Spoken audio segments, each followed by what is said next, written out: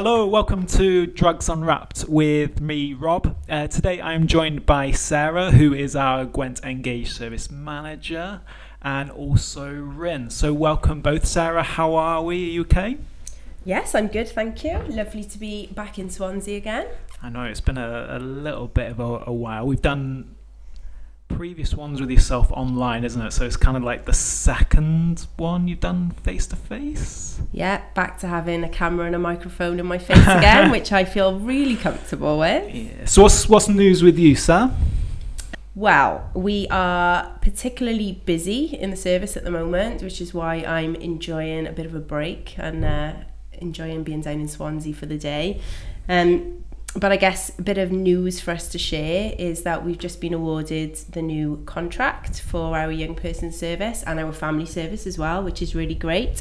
And it's a 10-year contract, which is something we have never had before. So it means we have got guaranteed funding for the next 10 years. So absolutely buzzing about that. Awesome. Congratulations. Thank you. Are you up to date on Parenting Hell?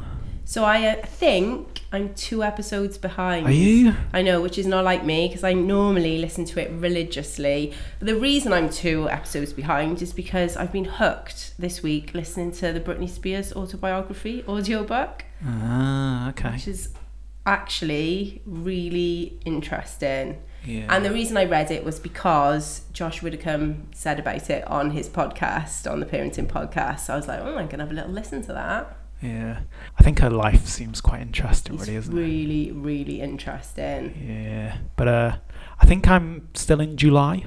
Are you? Yeah, I'm well behind. But there's me saying, oh, I'm 2 episodes behind. You're not an avid fan like me, Rob. I know. Kids get in the way, see? Yeah, Here we are. Kids. And Rin, welcome. Welcome to the podcast. How are you? Okay? I'm not too bad. I mean, anxious, first podcast, but I mean, we'll see how things go. I just might chat a little bit. It's a podcast. That's what it's all about. As long as I'm not chatting waffle, it'll be fine. Absolutely. So first time ever doing a podcast, yeah? Yep, never before. I mean, done a couple of other things with groups where we sat there, created like a song for a group or something, but no, never a podcast before. This is new.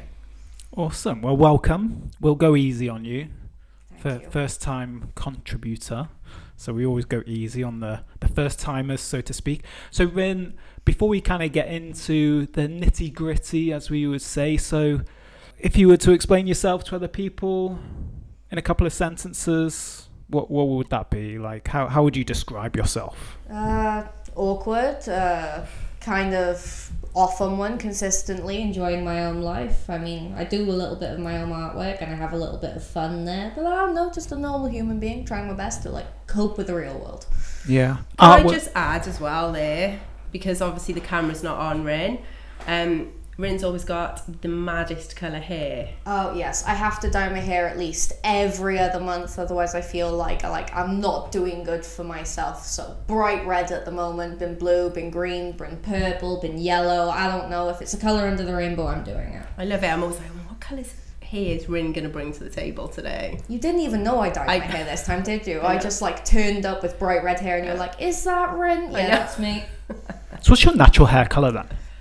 Brown, but I would like to say my natural hair colour should have been rainbow. It just should have been. Yeah, that's awesome. So you said artwork then. So what kind of art is that something that you kind of do quite regularly, and what kind of art do you tend to? It's usually just something I do for fun. I like doing some cartoon work, or I like sitting to try and doodle and like improve my mental health and stuff. But I have been doing a little bit of doodling along with N-Gage and the YAS team. I designed their logo, which was fun. First logo I had ever done for myself. So that was like something new, and I don't know, it depends where things go. It's something that I do for a bit of a laugh.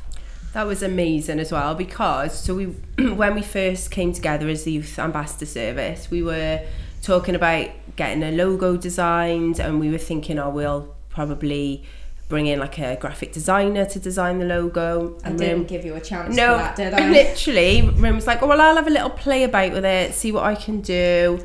Designed like 7 of them for you over the space of 2 weeks and sent them all. Was a little bit overexcited. And they were all so good. They were amazing. So we met then, didn't we, as a group? and just chose one, and we've run with our logo ever since, and it's on everything now, isn't it? We've had it printed on hoodies, it's on like leaflets, yeah. I had to acquire at least one of those hoodies and one of those t-shirts as soon as they came in. So proud. Oh, they're so cool, they look amazing. But that's cool that you can see what you produced is like quite widely used then, and it's literally the logo that is used. That's cool. You should have copyrighted that. I mean, I should have. I mean, it's too late for that now. Yeah. It's already out there. Next time. Next time, absolutely. So the reason you've joined us today, Rin, is obviously you're, like Sarah alluded to, you're part of Gwent N-Gage's Youth Ambassador Service. Yes. So obviously that is one of the reasons why you joined us, and obviously to talk about that, but also to talk about probably one of the more unique services that is available in terms of, it's known as like transitional service as well. It's not something that is necessarily available in all services and all areas, and obviously we'll come on to both of those and obviously explain a little bit more about what they actually are and how you got involved and stuff. But so I thought it might be actually worthwhile in terms of, obviously, you know, you've kind of been on the podcast quite a few times now, and obviously you were on the first ever one, so which I still think is the most listened to as well, which is quite cool.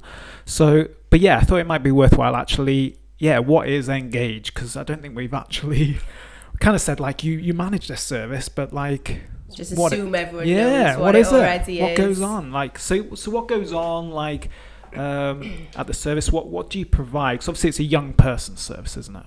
Yeah, so it's ultimately an under 18s support service. So obviously we're substance use support, so it's any drug or alcohol support. So we cover all of Gwent area, and I suppose there are lots of different strands to our service. That's how we normally describe it when we're trying to explain everything that we offer. So we obviously do kind of your generic one-to-one support, so anybody that's wanting some support around their own drug or alcohol use, they can be referred into service and they'll be allocated a caseworker. That caseworker will do kind of a comprehensive assessment with them, and then we'll provide sort of needs-led support. So that's kind of your, I suppose, your generic part of the service. But then in addition to that, we offer kind of a range of other complementary support as well. So we've got activities and wellbeing team. So they are there to, I suppose, support and encourage young people to access a range of different activities within the community. So it might be supporting them to access kind of gym, it might be attending clubs, it might be going to like a boxing gym, yoga. It could even just be supporting young people to kind of, I don't know, start walking and looking at what's available in the community. We've also then got a really comprehensive training package that we offer to all professionals that are working with young people in Gwent.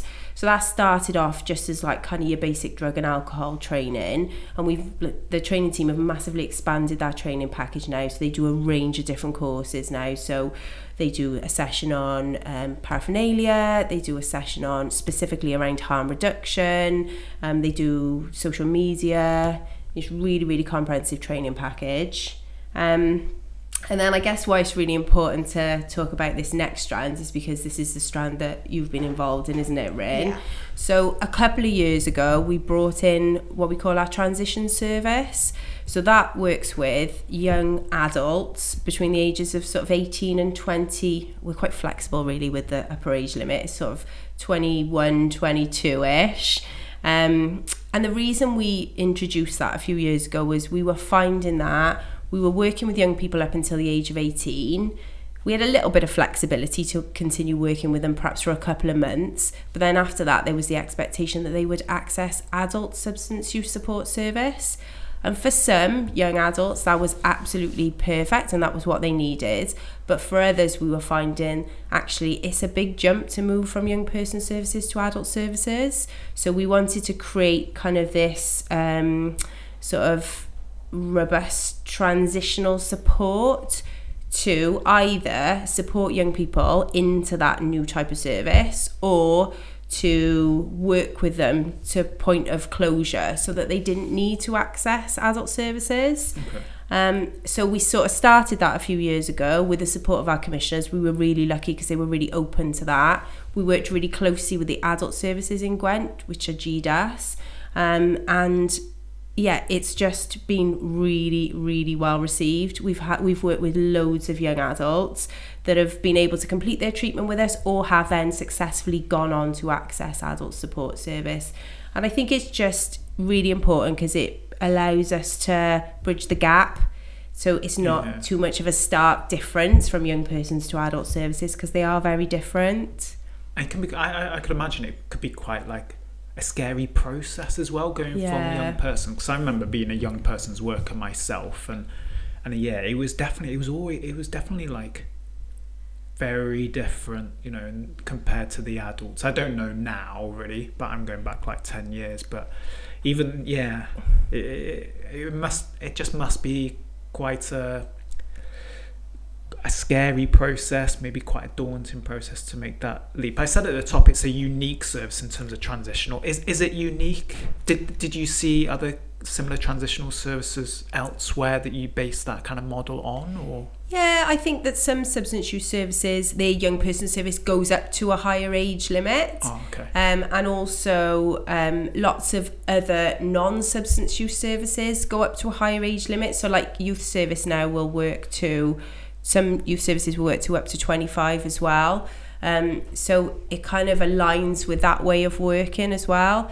But where it can be really challenging is then there are some other services like mental health services that are still very clear-cut 18 young persons. As soon as you turn 18, you move into adult mental health support, and they don't have as much flexibility around that in terms of transition. And I think that's where we can see young adults really experiencing those challenges, is to move from one type of service to a completely different one. And if you're doing that with a range, just throwing my pen around. If you're doing that with a range of services, it's just a lot of change all at one time, which can be really overwhelming. Yeah, absolutely. So Rin, so for you then, so you've only access transitional service. Did you access young person's service? Actually, I tried to refer myself through to GDAS first, and I found that that was stressful. That was like mostly adults, and I didn't find that worked for me at all. I think I was only under there for like a week or two before I sat there and I stopped working with them. But then I got offered to be able to go on the transition service, and actually that was a lot better for me. Because like I was around people who was sort of, they were all at the same like point as I was, you know, as much as some people were in school, some people are in college, you know, we're all sort of going through the same struggles. We're all sort of sitting there and going through it together, and it felt more like I could relate to the people that way that I was with, rather than relating to some like adults who had been like, you know, using for like years and years and years on end. You know, we were all sort of coming into adulthood or becoming adults, and that was easier to relate to. Okay. So I don't know, that was been like a lot more comfortable for me, and I've only been under them for a year and a half now, maybe coming up 2 years, and it's been good for me, honestly, being around like other people who are either going through the same situation or like coming up to where I am. I feel like it's easier to talk about things really, and staff are a lot more calm about things, a lot more like understanding, and like if you sit there and you like don't feel like you're coping with things in the way an adult should, not that GDAS would sit there and be like, oh no, you have to be an adult, but I feel like the people in N-Gage are just a little bit more understanding with like things that are going on. So there's been that. It's not been that bad. A bit more flexible, would you say? Yes, definitely. And like people sit there and I feel like they're a lot more comforting. They understand you when you're like having more emotions. I mean, I'm autistic. I sit there and struggle with my emotions as is, but I feel like they can be a lot more comforting, and they give you more patience as well. They're very patient with me. My worker has been putting up with me for, I say putting up, she's been with me for a year and a half, nearly 2 years, and she's been brilliant with me. She went about things slowly, you know, didn't push me too much, but has supported me through a lot of things. So she's been great for me. So what was the reason then in terms of why you initially accessed services? So you mentioned you initially went to GDAS. Yeah. But so what was the reason behind actually accessing services to start off with? Well, I sit there and I used cannabis, and I had been struggling with that for like a fair few years. But I felt like I needed to sort of sit there and like work towards coming off of it and see where I can go without of it. And I don't know, it's like N-Gage has been really good at sitting there and not putting too much pressure on me to sit there and give it up straight away. It's never been like, oh no, you need to stop, you can't sit there and do this. But it's like, try to reduce and see how it's affecting your life and see how you're like coping with it, without it, and work to see whether you can reduce it, come off of it, and see what your goals could be without it, see where your future's going. Have some more positive outlets, some positive mindsets towards things. Yeah. So in terms of, so how long had you been using cannabis for? I had been using cannabis since I was 16 years old, consistently. I was going through about 1 gram a day, so it was costing me a fair amount of money at this point. And I don't know, it was about time that I sat there and like at least tried to be more mindful of my usage. I wasn't expecting to completely come off of it, just reduce, but at the moment I'm 3 months off of it completely. Wow. So you sit there and you make progress as you go. You never sit there and like expect to like reach your goal, but I feel like I sort of reached it and I'm pushing past it now. Sometimes you sit there and have little slip-ups, but it's all onwards and upwards from here.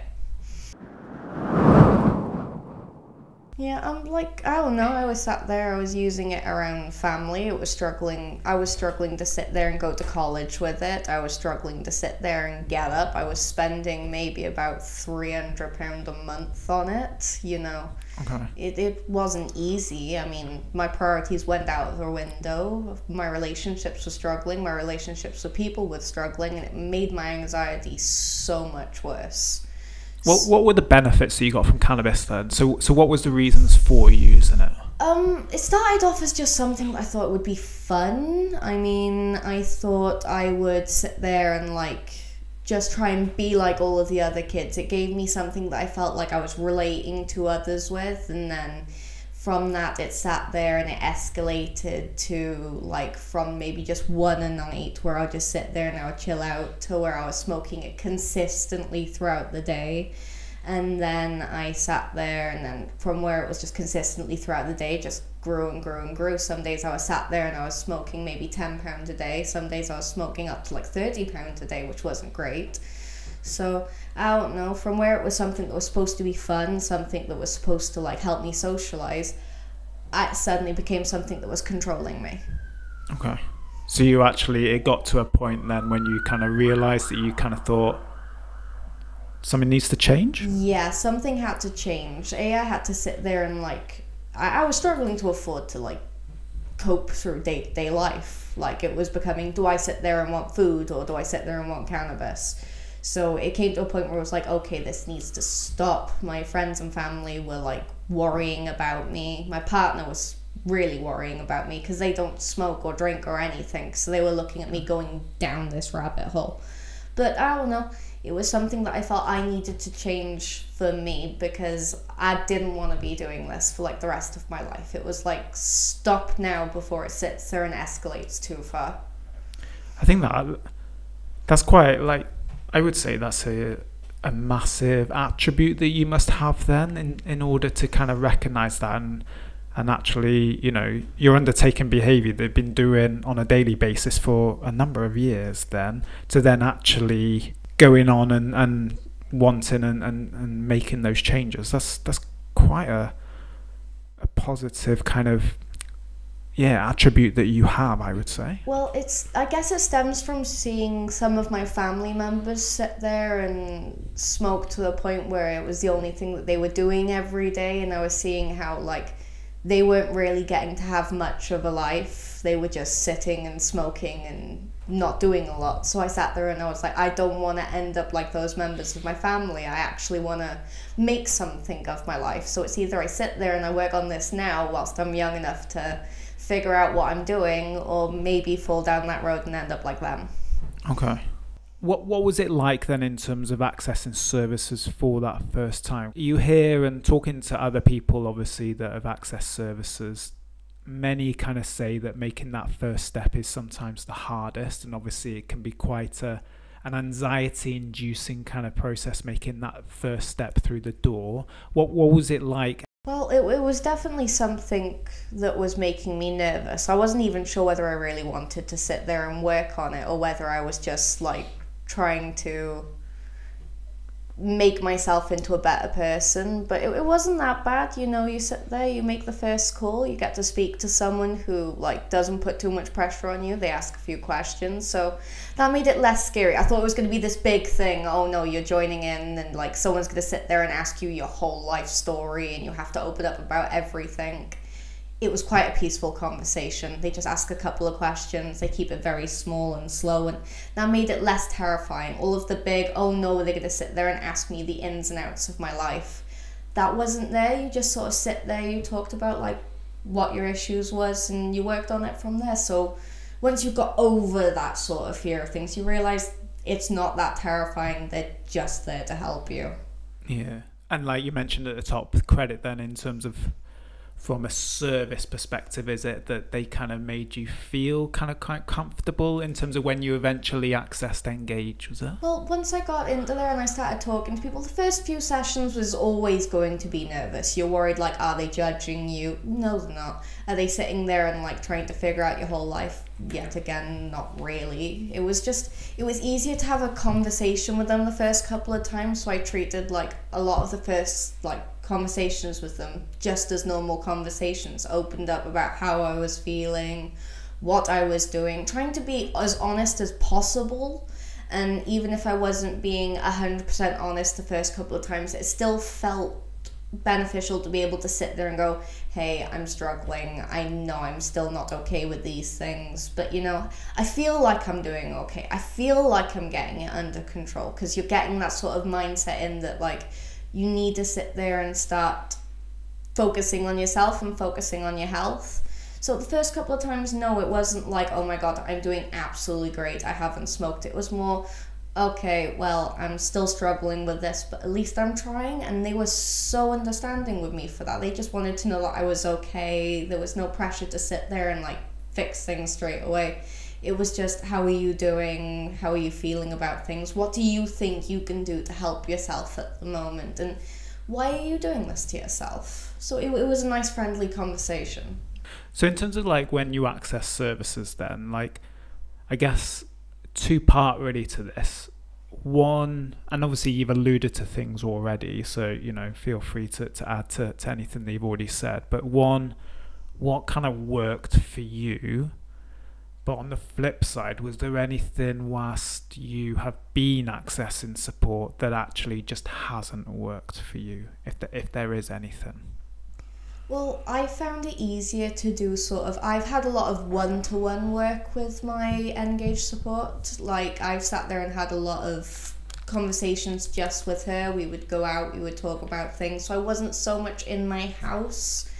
But it was like, I was definitely a lot better with talking to people than the group social things. I mean, N-Gage allowed us to sit there and go like pumpkin picking and do different trips, but it was definitely better just sitting there and having those one-to-one conversations. I know now you get the booklets and stuff when you first join N-Gage with like worksheets on how to do things. I didn't have those when I started.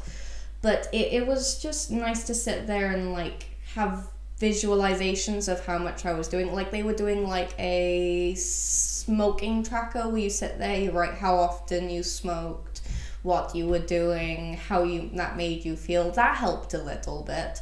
But I felt if I was given too much paperwork, I was going to like stress out. So I didn't have a lot of paperwork in front of me, and I feel like that was beneficial for me. But just the more open conversations helped me a lot through things. Do you know, in terms, you said you're autistic. Yes. Obviously, neurodiversity and people who are neurodivergent. Yes, neurodivergent. Well done, Rob. Correct. Do you feel like, and obviously, you know, I guess we've got the service manager of N-Gage in the room right now, but obviously your experience is only really with N-Gage.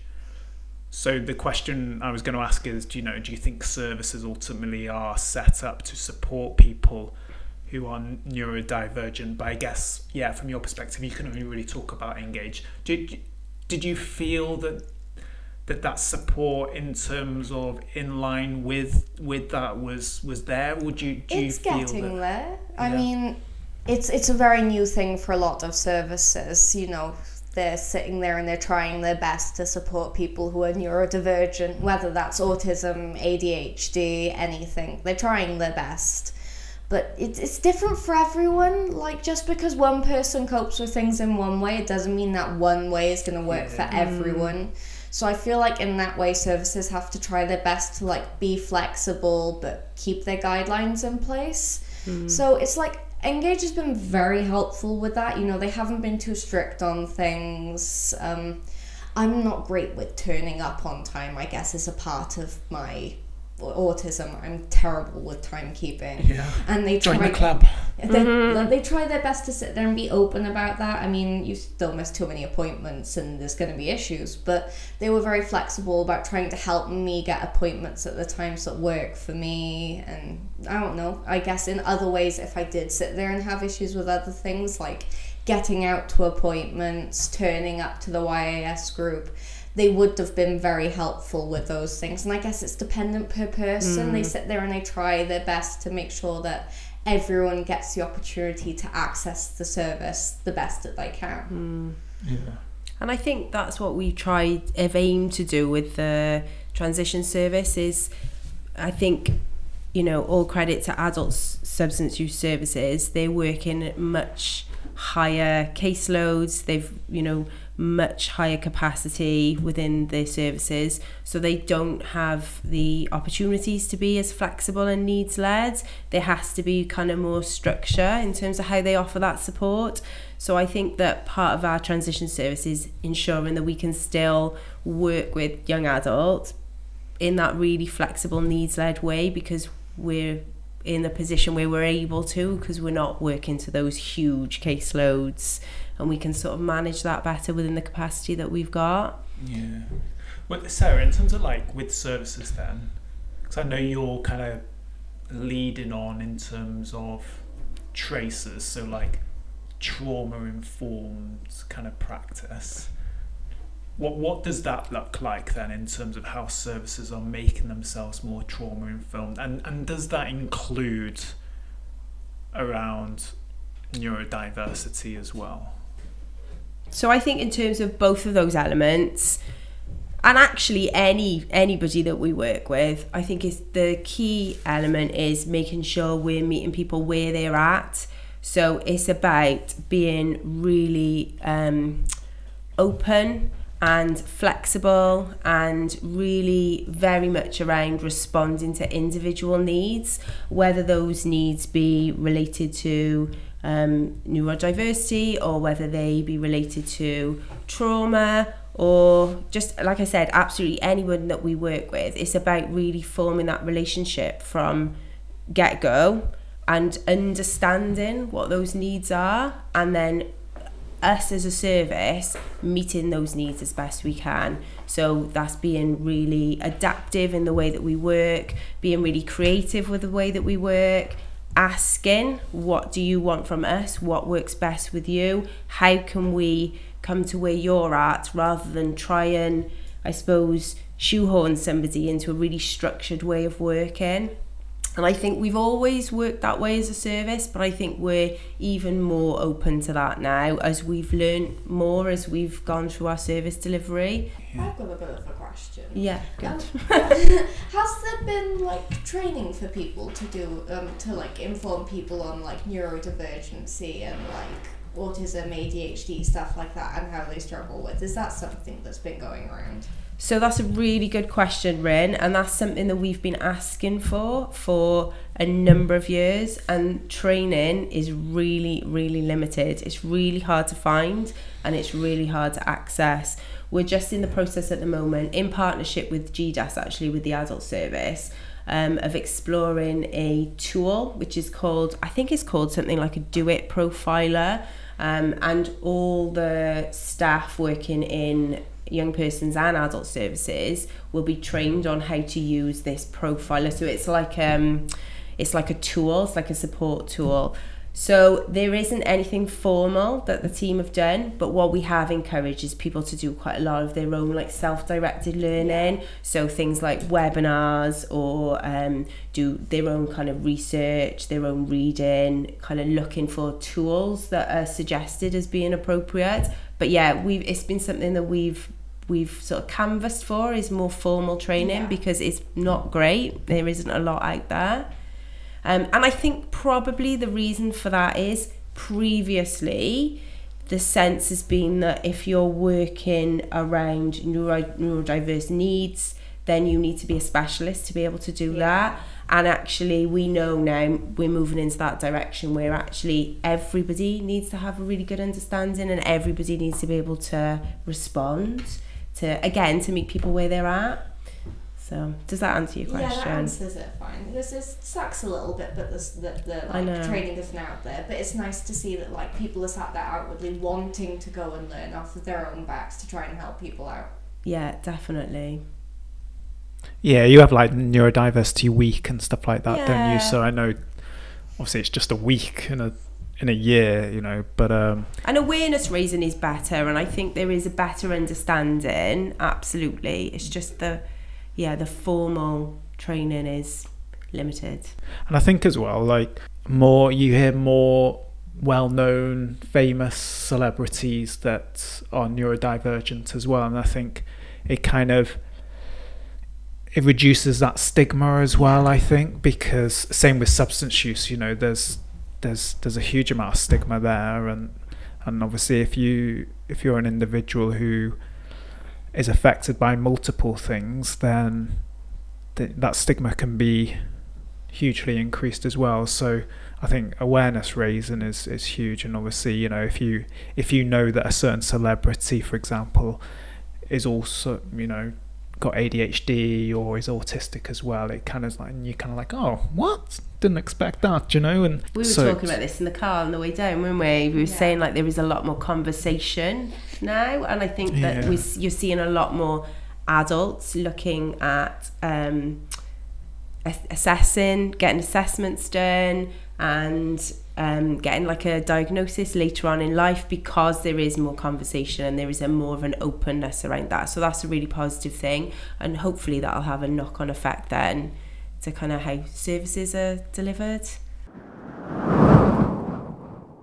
With your previous experience of cannabis use, I'm just really interested to know what's your thoughts about the whole movement and the whole activism at the minute in terms of decriminalising or even legalising and regulating cannabis. Like what as someone who's had experience of cannabis and has actually gone on to access services around cannabis use, where do you stand on decriminalisation and legalisation? I'm not against it at all. I think in a way it should be decriminalised and it should be legalised, because the criminal aspect makes it more fun for kids, I think. I mean, it was definitely fun knowing that I was breaking the rules and sort of pushing the boundaries, going against what my mum wanted, sitting there in that way. And it's something that like lots of teenagers do. So if it's decriminalised, maybe it's not adding so much sort of... It's not such a bad thing then. People are not like, oh no, we're just going to sit there and like do this and like we're doing something sneaky. But also in a way then it's not the worst thing in the world. Like it can have its benefits for some people. I mean, there's all this information coming out that shows that it's good for people with chronic pain, people who have chronic illnesses.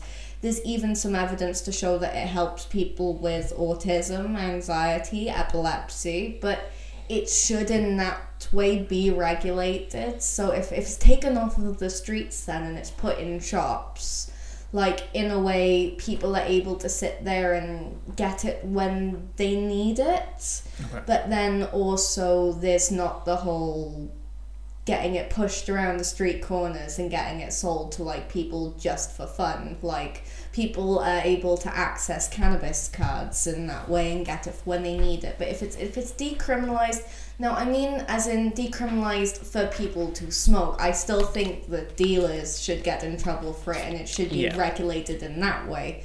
because in a way, I think it's the pushers who sit there and they're getting most of the trouble with it. They're the ones who sit there who are selling it to the younger people, the people who are more vulnerable, the people who shouldn't really be having it.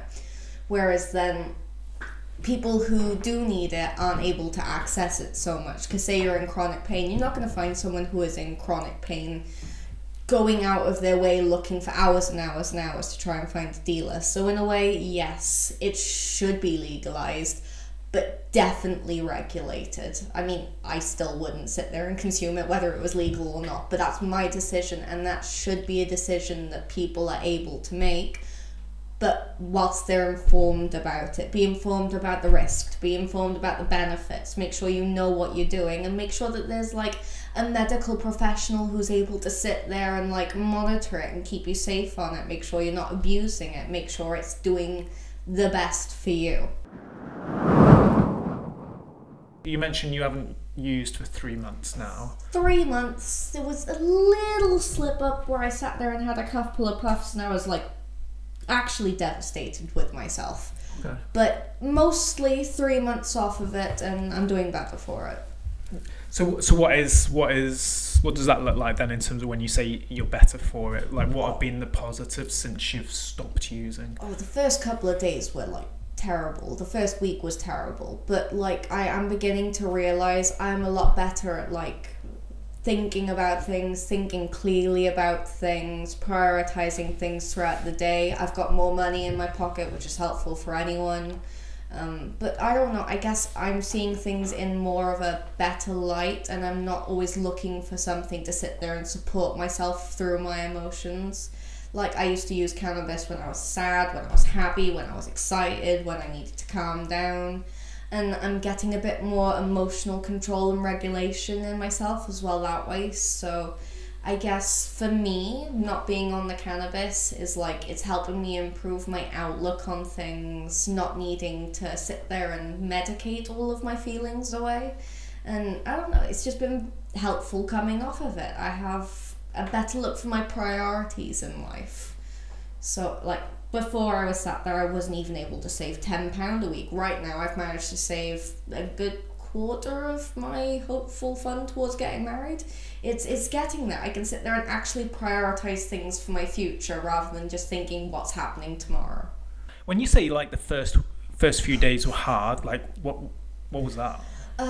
Well, the first couple of days is the want. It's the wanting it back, the not wanting to feel your emotions, the wanting to smoke to encourage yourself to eat, smoking to encourage yourself to sleep, smoking to encourage yourself to wake up in the morning. So the first couple of days wasn't easy. It's a lot of trying to sit there and tell your brain, okay, you're going to get through this, you know. It doesn't have to control you, but no, I didn't feel great. They say that cannabis isn't addictive. It's all of your, like, mental state. It's how your mind copes with it.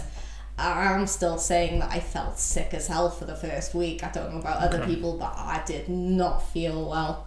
But after the first week, it got a little bit better. I was able to eat a bit more. I was feeling less grouchy and angry in the mornings and angry at the world for being awake. So it took its time. I mean, it wasn't a quick process, but day by day then after that I sat there, I was able to cope with things a little bit better. I was doing more throughout the day. I was able to get stuff done. It was just a slow process to sit there and try and do a bit more each day, push myself a bit more to do a little bit better, and by 3 weeks, 4 weeks, I wasn't wanting it as much. The thought of, hey, this would be nice to do, yeah, that was still in my head, but the sort of itch to scratch wasn't there. It wasn't just the voice at the back of your head then, it was just something you could think about, like, oh yeah, I want a Pepsi, but I don't need one, and then you could put that aside then and just get on with things. Was there anything in particular that helped you then in terms of getting through those first few days that were pretty tricky? Keeping distracted. If I was bored, we had a problem, because the boredom is when I could sit there and think, oh, I need. So like, I tried keeping myself busy. I was in contact with my N-Gage worker pretty much every day, every other day, talking about how I'm feeling, venting out those feelings, being told it's okay to feel these things, it's normal. But she was also giving me suggestions like, go for a walk the dog, go see a family member, go watch a movie, do something. And I guess as long as I was busy and I was working on things, I was doing better.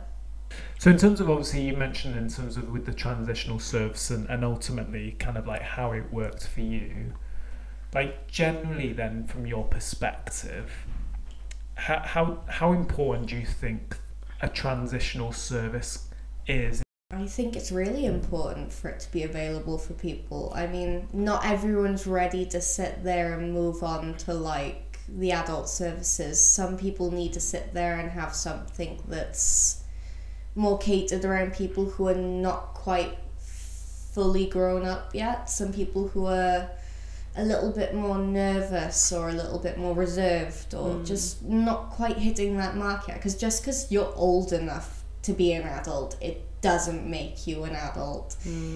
Sometimes people need to be around services that are just a bit more designed for us. And I've already referred one of my own friends to N-Gage, who was 18 years old. So she's still technically an adult, but she would have been so much more suited to the N-Gage group because it's more tailored for people like us. It's social. It allows you to sit there and sort of be respected for where you are and sit there and have your needs taken into consideration. And I don't know, I feel like it's a different pace. When you're in the adult services, you are right, they are very overburdened right now. They want you in, they want you to work on things, they want you to get better, and then they want you out. And I feel like the N-Gage service is just a little bit more patient, especially the transition service. It's just, it allows for you to sit there and go through these steps and learn as you're going at not quite your own pace, but a pace that's just more suited for you. And there's a lot of people around Newport and other places that I think are benefiting or would benefit from this service more than being fastly pushed through the like GDAS service or the adult services. Has it been a game changer, you would say, Sarah? Yeah, absolutely. And I think we could probably expand it and make it even bigger. Oh, is that? So how it works at the moment is we screen all under 21 referrals that come through into adult services. We sort of cast our eyes over all of them, and where we've got capacity and we feel they're appropriate, we'll bring them into the transition service. But in an ideal world, you know, we could potentially do a piece of work with anyone in that age category to transition them in. But it's just, again, we've got limited capacity ourselves within our service. But yeah, it absolutely has been a game changer. I think we'd often get quite frustrated if we'd be in the middle of a piece of work with a young person and they get to 18 and we know we need to start planning that exit out of our service or that transition in when they weren't quite ready. And also we're aware of lots of young adults entering adult services that are perhaps not the best fit for adult services for lots of different reasons. And also we had this sense that there were lots of young adults that we just weren't seeing in any service at all because they weren't ready to access adult services. Yeah. But then we're just sort of slipping through the net. So there's sort of those three different elements that I think it's opened up our way of working. And we found that we've been able to do some really meaningful pieces of work with our age cohort, whether that be like Rin working until closure, or whether it be actually doing a really meaningful piece of work to support young adults into adult service, because I think they sometimes need that additional like preparation to support them into doing that more structured piece of work. Just could do with a bit more money so we could make it a bit of a better service. Everything's always about money. It's always about money. I know. Makes the world go round, I guess. No. So, Rin, I'm really kind of interested as well to hear about your work with the Youth Ambassador Service. So obviously that is, well, you explain, what is it? Well, the Youth Ambassador Service sort of like allows us to have our own sort of voice in how things can be like going and how we think that things should like improve or how things should be presented or like written out to people. I mean, we're trying to do a lot to try and like, specifically our Youth Ambassador Service, we're trying to get a walk-in area arranged so people can like come in once a week or once a month or something and sit there and have a safe place to socialize. But it's about how we think we can get more people involved, especially around like our age group, because it's all good you adults sitting there and trying to get us involved, but the people who know us in our age group is going to be us. And I think that's where you guys have tried to sit there and outreach and get our advice, or at least our opinion on how we would like to see things run. So like we started talking about how presentations could be led differently, or how leaflets can be presented differently that are just a bit more eye-catching, don't look so wordy, because young people don't want to read massive paragraphs anymore. We get distracted easily. So it's more bright colours and stuff like that, trying to get us to sit there and work out what's best for us in a way that you guys can help facilitate for us. So I don't know, it's been nice getting, like, we've got a large group I say large group, it can be a large group if we all turn up. Yeah.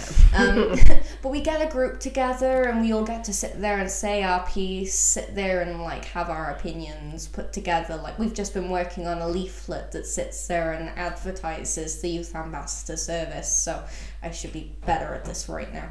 But they're like talking about like how we can sit there and get others involved, getting people to like talk about like the groups, getting us to sit there and have more information shared in a way that works for us, trying to change like advertising to make it a little bit less wordy, just more appealing towards us. So it's growing as it's going at the moment. I think it's still very much in early phases and we're trying to figure out how it's going that way, but it's just more youth-led, really. Yeah, well, how long's it been going for? About 6 months-ish, maybe a bit over 6 months now. Oh, so still relatively new then. Very early. We're still trying to figure out like our feet in the ground at the moment.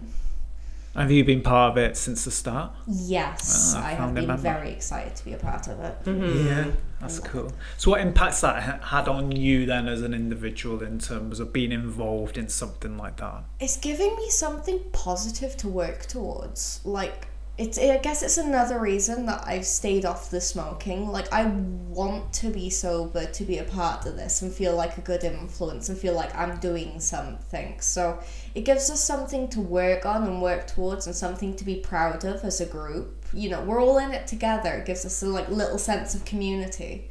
So that's been nice as well. Yeah, absolutely. So is there anything specific you guys are working towards in terms of... The art project, what's it called? The Mike Parry Art Awards. The Mike Parry Art Award is what we're doing right now.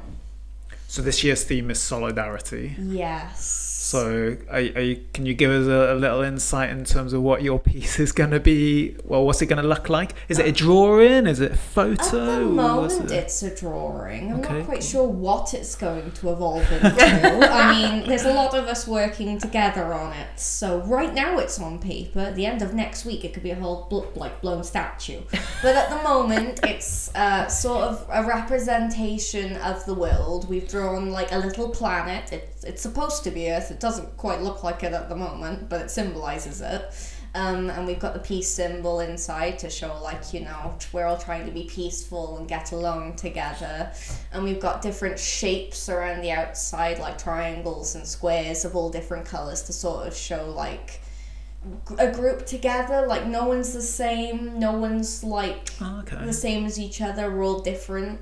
And they're all sat there partaking in their own bad vice. There are multiple different drugs going on the piece of paper right now. But I think it's trying to show that, like, you know, we're opening up the conversation about it and no one's judging each other. And just because they're all doing something different, it doesn't mean that anyone's going to be viewed badly. We're all in this together. So I think that's what we're going with the piece right now. It sounds amazing. I cannot wait to see the finished piece. I mean, right now it's very colourful and drawn with markers, so it looks special, but it's just the first draft. If Louise is involved, it'll have glitter on it. Oh, yes. Don't let her get the glitter out. The acrylics are coming out, the glitter's coming She's out. obsessed. Honestly, just wait. Glitter's the worst. Oh, Louise puts glitter on everything. My son played with glitter in nursery about 2 months ago. He's still got it in his hair. Yeah, you still can't get it out. You see, that's fine because they're a kid. I was 20 last year. I opened a tub of glitter. I spilt it in my room in the hostel that I was living in. They were still finding it for 7 months after, and there was still people saying after I left, we're still finding glitter behind the cupboard or something. Glitter's something special, honestly. Maybe leave the glitter. Try and talk Louise out of it. If I could ban one thing, it'd be glitter. Yes. Room 101. Yeah. Oh, yeah. Is that what it's called? Yeah, Room 101? Yeah, 101, put glitter in there. Absolutely. But yeah, it sounds cool in terms of your art piece. So obviously all the entries will be displayed on social media and stuff. So everybody will be able to get to see it. So yeah, looking forward to seeing that. I'm sure it'd be better than my drawing. My son wanted me to draw Woody. Oh, nice. And I think it looked more like the guy from Monopoly in the end. So yeah, it's gonna be I look forward to definitely seeing it. So can I just add something about the Youth Ambassador Service as well? So just something for them to shout about and be really proud of. When we were writing the bid for the new contract, which I mentioned at the beginning, one of the questions was, what are the challenges that face under 18s today? And something we wanted to do was just, because actually none of us are under 18 anymore. Many moons ago. Speak for yourself, sir. Many moons ago was I under 18. So what we wanted to do was make it a really authentic answer and make it really genuine. So we handed over that question to the ambassadors to answer. So we sat down and did a little mini focus group, didn't we? Yeah. And so their responses went into that bid. And so actually were a huge part of us being really successful in winning that contract. So I think you guys always forget about the fact that you did that and you were involved in that. But it was, I know. It was one of the first sessions that we did. It was straight off the bat. We started this group, time to talk about the bid. Yeah, right, we're writing the bids. I know you've only just started, but I need you to write this question for the bid for me. And it was amazing, and I was really proud of that piece of work that they did. So I just wanted to say that as well, because it was a huge achievement. Yeah, that's cool. So what are the biggest challenges for under 18s then? I'm not under 18, so you can't ask me. I can't ask you. I'm not under 18 either. No? I'm 21. I mean, I'm sort of just out of it. I think we sat there and we talked about how it's sort of a social thing, and people are sitting there and they're feeling like they have to do it as to be cool or to be down with people, or how easy it is to access on the streets just because it's around every corner these days. You could literally sit there, walk around town, walk around the corner, and you're smelling something going on around the corner, whether it's cannabis or anything else. So we were just talking about how as much as it ain't legal, it is everywhere, and I guess people sit there and they feel they can't really get away with it. It's going on in families, it's going on in friendship groups, it's a party thing, it's something to be cool about or be a part of something with. So everyone had their own sort of reason. We all sort of sat there and said our own pieces.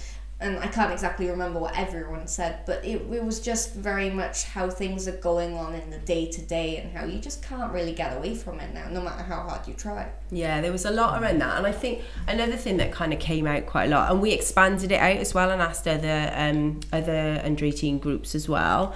One of the really strong points that came through was around sort of support and drug education in it's not in education schools. And the angle of that, it felt like it was often sort of punishment rather than a support angle. So actually then that made it a bit more hidden and less discussed openly in school, which was really, really interesting. Obviously from a service delivery perspective, it really made us think about our approach and how we work with schools to move more towards a harm reduction ethos and an open conversation rather than a kind of a punishment angle. Because everyone in the group were talking about how, like, if they sat there in school and they were trying to sit there and be like, well, I need support for this, they felt like they were going to go straight to telling their parents or straight on being snitched up for it. They didn't feel like they could, like, reach out and have that support, turn to a teacher and be like, hey, I'm concerned about a friend, or hey, I'm concerned about myself, because they felt like they were going to get themselves into trouble, and that there isn't the education on it about schools. It's more just, oh, we're going to tell your parents, or oh, if you're caught with it, we're going to have to phone the police or anything. There was no support about how to, like, sit there and get help for it, or how to help others, or just to be more aware of it without feeling like it's something to be stigmatized for. It's really interesting. It came out quite strong from lots of groups. I mean, in terms of, like, when you were using cannabis, just purely out of interest, really, like, were you using it in social circles, or were you primarily kind of like using on your own, or what was both? Yeah. I mean, it social circles was interesting. It's like it was still out and, like, hidden within social circles, but, like, you would get people who would sit there and be like, oh, come on, let's just go around the corner by, like, the car park or something and go smoke. And it was a social thing. If you sat there and you knew someone who smoked, you could sit there and suddenly have a group of a couple of people and you'd all be wandering off for half an hour to go do something. But then there was also the doing it at home and keeping it to yourself and sort of hiding it from the people who care. So it was a bit of both, really. It depended, like, how the day was going, because some days, yeah, sure, you felt like you were going to be social and you would go out and you would hang out with friends, and it was, like, all around the friendship group. Then you were encouraged to smoke more if you were in a group. It couldn't just be like the one spliff and then, like, it would be done, because it would become an event then. One person would roll one, another person would roll one, and the next thing you know, you've all got it and it's going round in a circle, 2 puff pass or something. Or you would sit there and you would go home, and then it became more of a sort of, oh, I'm just going to sit and smoke in the corner, watch some TV, lose track of 3 hours, realise food was in the microwave and you forgot it and now it's cold. But it was a bit of both. Yeah, you mentioned in terms of you could just walk down the street and go around the corner, you could potentially, like, smell it and stuff like that. Obviously, it kind of gives the notion that potentially is quite very socially acceptable now. In terms of when you were kind of within your social network, were there other drugs, Yes. kind of in circulation, so to speak? And would you say, actually, in terms of with most of the substances that were being used, actually they are fairly socially acceptable? Yeah, on the whole, would you say? There's a lot of, like, more socially acceptable drugs these days. Like, people were just sat there, like, doing coke in the corner, bringing that out, or pills. Pills is another big one amongst teenagers, because it's something to party with. MDMA or spice is another one, because it's out there. People were just sat there sort of, and if you were known for doing drugs or cannabis or anything, you would get all sorts of people out there joining you, especially other young people. They would be like, oh yeah, well, if you're smoking a spliff, I'm going to do this in the corner. And the next thing you know, you sort of had a group of people who were doing everything. Not quite everything, but a lot. Yeah. Did you ever get any dealers trying to move you on to other drugs? Not quite move you on to other drugs, but make you aware that other drugs were there. Yeah. Like, they weren't like, okay, well, you can have this and it's cheaper, but it was like, oh, well, with that amount of money, you can sit there and you could get some coke instead, or you could get some pills. It's there, it's optional. You can sit there and have it. Like a sales pitch. Yes. Like, it was, we have this and we know you've been using this, but have you tried this? So, no, and, like, I guess friends also sat there and encouraged you. They're like, oh, well, if you like pills, or if you like the feeling from this buzz, well, try this instead. Like cannabis, you can sit there, you can roll it in a spliff. Spice is another one that you can sit there and roll it in a spliff. So it's either they'll tell you and they'll be like, oh, it's very similar, why don't you try this, but like don't try it too much. Or they'll be like, oh well, you know, this is a spliff, why don't you have some of this? And the next thing you know, you're having one of the worst feelings in the world because you've just been spiked with something that you weren't ready for. Yeah, we talked, didn't we, in the group about this term of like peer influence. So not necessarily peer pressure, but being influenced by the peers around you. And that was another strong theme that came out when we were talking about kind of reasons why.